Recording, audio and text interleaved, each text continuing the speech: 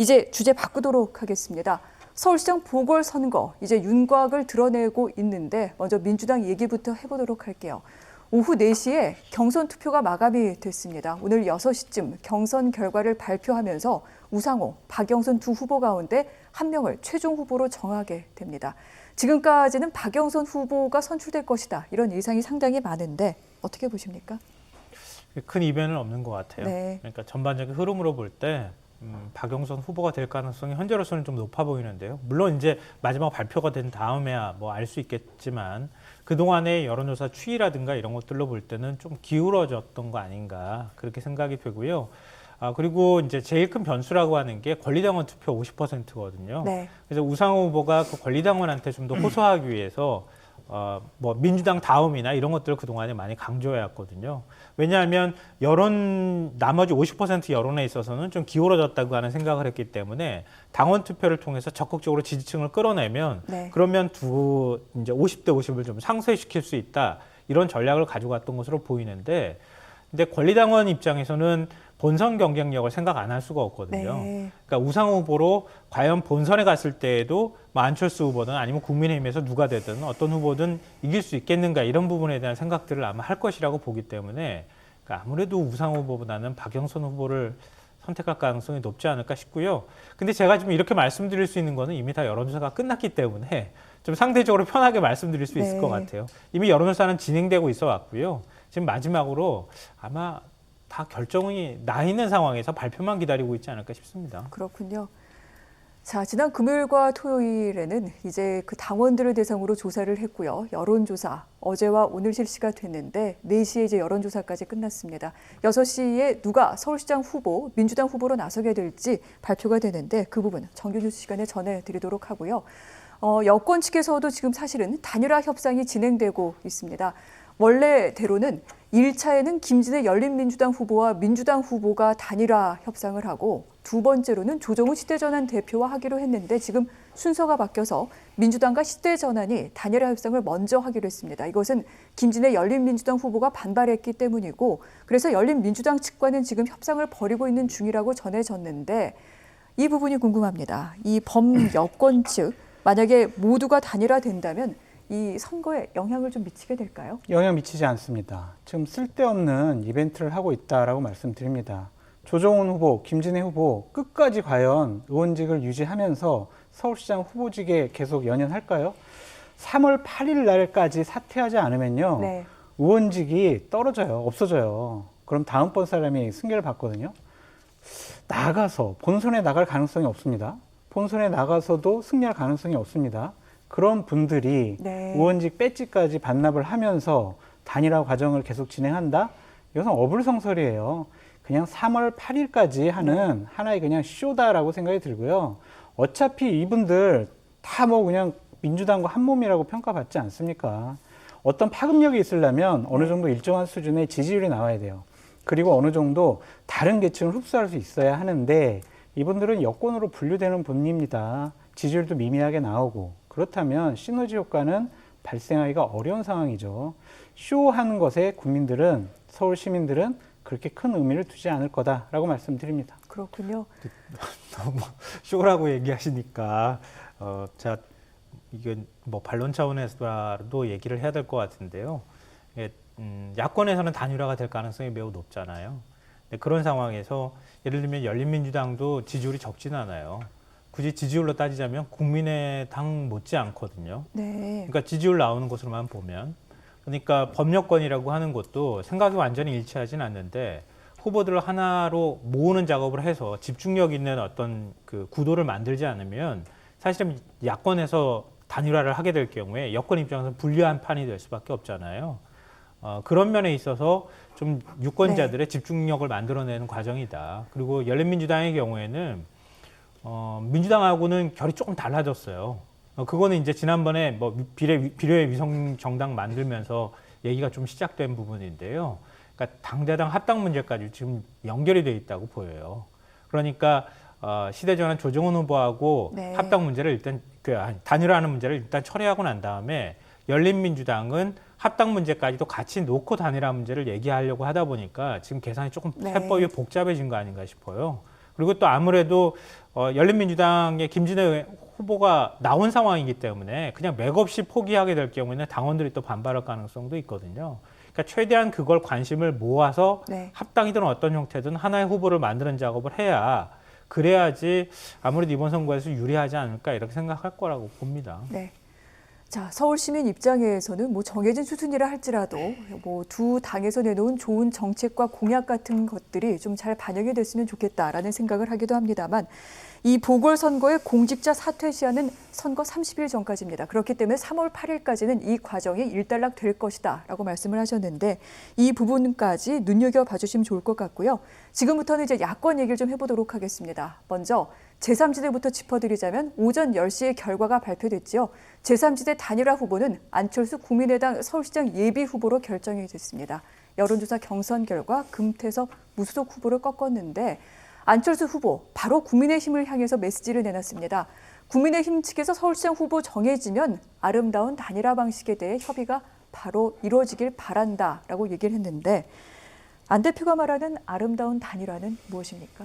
결국에는 국민의힘에게 향한 메시지인데 네. 나를 힘들게 하는 그러한 경선 룰을 제한하지 말아라라는 것 같습니다. 네. 본인은 지금 확고하게 처음부터 끝까지 입장이 일관돼 있어요. 본선 경쟁력, 양자 대결을 했을 때 누가 더 경쟁력이 높게 나오느냐 네. 그걸 가지고 우리 여론조사를 통해서 단일화 협상을 하자라는 건데 두 가지 쟁점이 있어요. 기본적으로 안철수 후보가 지금 좋아하는 본선 경쟁력, 양자 대결 이거로 할 것인지 국민의힘이 원하는 후보 적합도로 할 네. 것인지 그 문항 가지고 좀 싸울 수 있을 것 같고요. 또 하나는 이 기호 2번으로 나가는 게 좋은지 아니면 그냥 기호 4번으로 나가는 것이 좋은지 그 부분에 대해서도 상당히 좀 논란이 있을 것 같아요. 그래서 이제 국민의힘 쪽에서는 안철수 후보를 가정을 해서 기호 2번으로 나갔을 때와 기호 4번으로 나갔을 때 좀 여론조사 시뮬레이션을 좀 돌려봐서 네. 어느 것이 좀 더 경쟁력이 있는 것인지 어느 번호를 가져야 좀 본선에서 당선될 가능성이 더 높은 것인지 그걸 판단하기 위한 여러 가지 지금 분석에 들어갔거든요. 네. 이러한 것들 기반으로 양자들 특히 이제 3월 4일 날 국민의힘 후보가 뽑히게 되면 네. 후보들과 당의 이제 김종인 위원장 이 세 분이 모여서 탑다운 방식으로 결정하는 게 제일 빨라요. 밑에 실무진들이 뭐 아무리 협상해봤자 소용없는 것 같습니다. 그냥 이렇게 합시다라고 결정하면 될 것 같거든요. 네. 결국에는 대략 한 3월 16일 정도에 단일화가 완성되지 않을까라는 생각이 듭니다. 그래서 3월 17일 날 후보 등록을 하게 될 것 같다라는 생각이 들어요. 그렇군요. 자, 3월 18일 서울시장 보궐선거 후보 등록일입니다. 그 전날이나 전전날쯤에는 야권 단일화가 되지 않겠느냐라고 말씀을 하셨는데 방금 김종인 국민의힘 비대위원장을 거론을 하셨습니다. 얘기도 좀 해보도록 할게요. 김종인 비대위원장, 안철수 대표 자체, 아무래도 또 이 안철수 대표의 단일화 문제 별로 탐탁하게 생각하지 않았는데 얼마 전 언론 인터뷰에서 이 같은 발언을 했습니다. 보궐선거 전에 내가 사라질 수도 있다라는 얘기를 두 차례 언론 인터뷰에서 했다고 하는데 여기에 대해서 여러 가지 해석이 나오면서 좀 한 발 물러선 것으로 보인다까지 그런 얘기까지 지금 나오고 있습니다. 그런데 또 다른 얘기도 물론 있고요. 평론가님 어떻게 들어야 됩니까?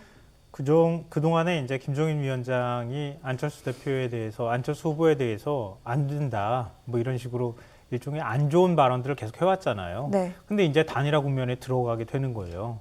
그럼 안철수 대표와 단일화하는 문제에 있어서 전면에 나서기도 굉장히 껄끄러운 상황이잖아요. 그러니까 그만큼 단일화가 절박하다고 하는 걸 보여주는 거 아닌가 싶어요. 그래서 저는 김종인 위원장의 전략이 맞았다고 지금도 생각하는데요. 김종인 위원장 입장에서는 양쪽 다 관리를 해줘야 되는 입장이었어요. 그러니까 지금 이제 마지막 단일화 국면까지 왔으니까 제가 이런 말씀드리지만 그러니까 국민의힘 후보 지지율도 너무 낮지 않게 관리해줘야 되고요. 안철수 후보 지지율도 너무 낮지 않게 관리해줘야 되는 거였어요. 네. 그러니까 그래야 단일화 때 시너지가 생기지 않겠습니까? 예를 들어서 안철수 후보 지지율이 금태섭 전 의원하고 같이 단일화 국면을 만들지 않았다면 확 꺼졌을 가능성도 있거든요. 근데 그렇게 확 꺼졌을 경우에는 굳이 안철수 대표하고 뭐하러 단일화합니까? 그냥 국민의힘으로만 나가지. 그러다 보면 잡음 생기고 결국은 네. 시너지도 안 생길 거란 말이에요. 그러니까 양쪽을 다 관리해야 되는 측면이 있는데 일단 우선순위를 두라고 하면 당내 후보를 내세우는 게 제일 우선순위겠죠. 근데 당내에서 지금 뭐 양강 구도가 돼 있는 게 나경원, 오세훈 이렇게 두 명이 후보일 텐데 그 후보 지지율이 또 너무 높아도 사실은 단일화할 욕구가 안 생기는 거 아닙니까? 그런 아주 묘한 줄타기를 네. 계속해왔던 상황이라고 생각합니다. 그러니까 지금 이제 마지막까지 온 상황이기 때문에 그런 상황에서 자신이 그동안에 해왔던 역할을 일단 뒤에서 한 발 좀 빠져주는 모양을 만들어서 단일화 협상을 좀 편안하게 해주는 거, 이것도 저는 뭐 하나의 김종인 위원장의 역할이라고 생각이 되는데요.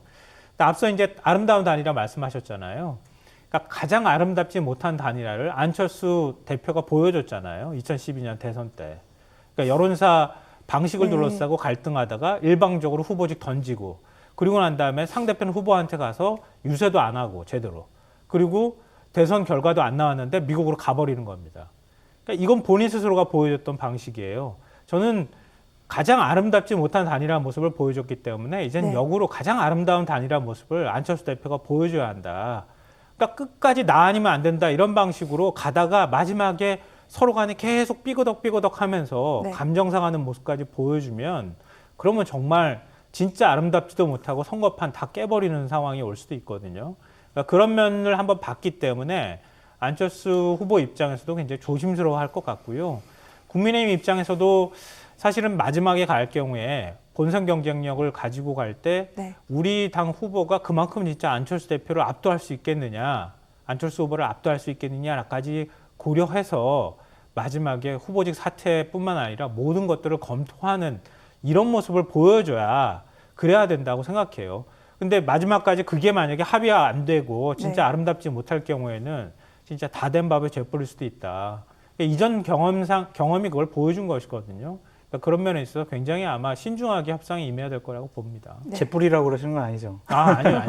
그 지난 주말에 네. 김종인 위원장이 여러 가지 보고를 좀 받으셨어요. 그래서 당에서도 여론조사를 했고 외부 기관에서 여론조사를 했는데 가장 특징적인 게 안철수, 예를 들면은 네. 박영선 이 후보의 양자 대결과 관련해서 그 정도 수준만큼 오세훈, 나경원 이 분과 박영선 후보랑 붙여봤을 때 상당히 박빙으로 나오더래요. 네. 그러니까 나경원, 오세훈 후보가 상당히 치고 올라온 것은 맞는 것 같습니다.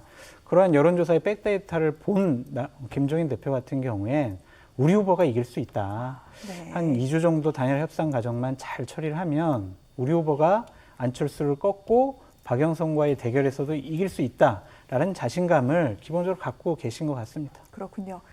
자, 이런 가운데 그렇다면 야권 단일화의 또 한 축이죠. 국민의힘 서울시장 후보로는 누가 선출이 될까요? 오늘 서울시장 후보 마지막 합동 토론회가 열리는데 100% 시민 여론조사를 이제 앞두고 열리게 됩니다.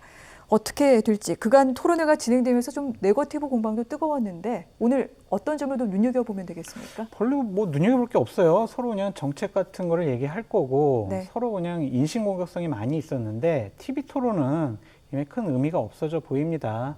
결국에는 오세훈, 나경원 이 두 후보 중에 누가 될 것인가에 관심이 집중인데 네. 이게 나경원 후보 같은 경우는요, 여성 가산점이 있어요. 그래서 지금 당 내외에서 많은 분들이 여성 가산점만큼 나경원 후보가 이기지 않을까라는 그런 전망을 많이 하고 있습니다. 오세훈 후보가 상당히 좀 늦게 여러 가지 조건부 출마를 했기 때문에 상당히 어려운 국면에 처해져 있는데 과연 여성 가산점을 이길 수 있을 만큼 격차를 벌일 수 있을지 그 부분도 한번 지켜볼 만하다고 생각이 듭니다. 그렇군요. 자, 국민의힘 서울시장 후보는 3월 4일에 선출이 되게 됩니다. 그 이전에 열리는 오늘 토론회에서 두 후보지요. 오세훈, 나경원 후보간 또 어떤 얘기가 오고 갈지 이 부분도 눈여겨보시면 좋을 것 같습니다. 오늘 이야기는 여기서 마무리하도록 하겠습니다. 고맙습니다.